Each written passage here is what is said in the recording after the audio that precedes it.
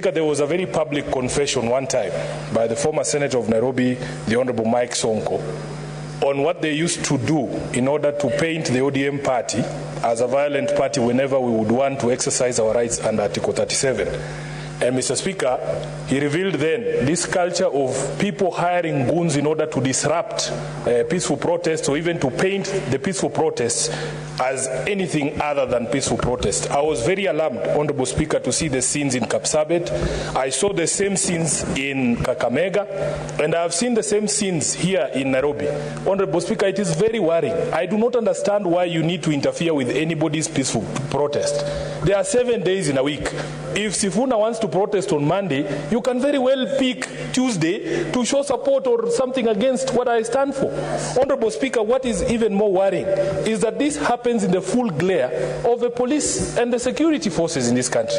It is very disturbing, Honorable Speaker, that if the Constitution requires that anybody proceeding in a street, in a public space, should be unarmed, how can police just look at a group of people armed, openly armed, with rungus, with clubs, with other things, walking around in order to scare other people from exercising their rights under Article 37. Honorable Speaker, we must condemn this, and I am happy that even Senator Cherargei has gotten to a place where he can agree with the SG of ODM that this is not right and it needs to stop. Honorable Speaker, that's what I'm saying. I am very happy. So I want to support him and say that nobody should fetter on any other person's right to peacefully protest. It doesn't matter what your cause is. I don't have to agree with your cause. If I don't agree with your cause, let me sit at home and wait for the causes that I agree with to take me to the streets. But it is very unfair. And Honorable Speaker, although I have heard people sing praises about the cabinet secretaries that have been appointed, I was a bit disappointed with the cabinet secretaries that were reappointed, especially in the security sector, because I personally don't believe that we are going to see any change in philosophy. Honorable Speaker, we need to see police reforms. We need to be able to secure these rights under the Constitution. If the same brains are the ones that were present when we were seeing goons in Kapsabet and in Kakamega, what expectation do we have really that there's something that is going to change? So, Honorable Speaker, I want to say this, and I want to say this as a Senator of Nairobi. I will never judge anyone going to the streets for any cause, because I have been there myself.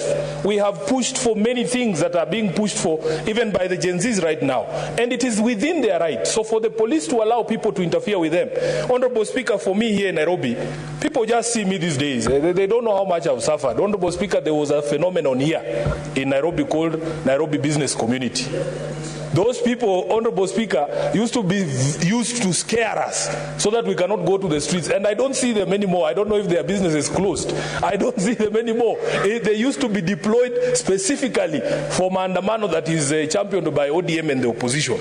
Honorable Speaker, we even saw sometimes you would hire a ground like Uhuru Park, and then a conflict arises out of nowhere. You hear there was supposed to be a crusade here by some obscure bishop, just so that you do not have that meeting at that particular point. So, as a staunch defender of the rights under Article 37, I want to fully associate myself with the statement that has been sought, and we need to bring those security chiefs here, especially the CS, the reinvented CS for security, internal security. I want to hear him tell us what he's going to do about this specter of people mobilizing goons in order to dissuade other people from participating in peaceful protests.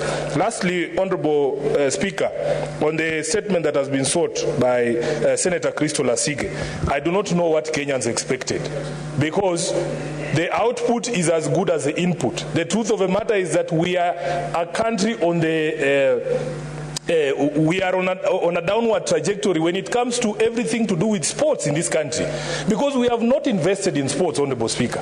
When Senator Veronica Maina talks about the stadia that has been built in Rwanda, do you know, Honorable Speaker, that the last meaningful national stadium or international stadium that was built in this country were built by President Moi?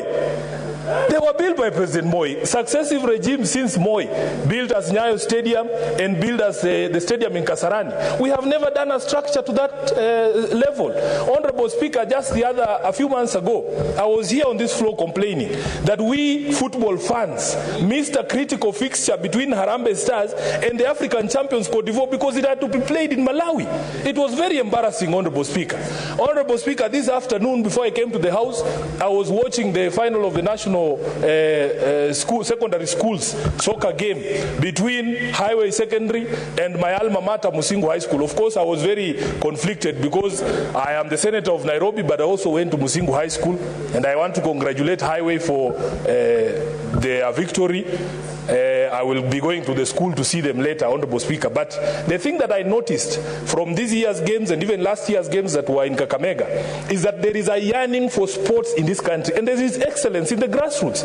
Buhungu Stadium last year hosted these games, and it was packed to the brim. The same as Gusii Stadium during this year's games. What is it that happens between talent at the grassroots and them being able to make it all the way to the national stage and even international stage? You had the story of the runner from Makueni, Honorable Speaker. We have frustrated our own people, and I cannot begrudge anybody who will want to go and look for opportunity elsewhere for as long as you are able to express your talent.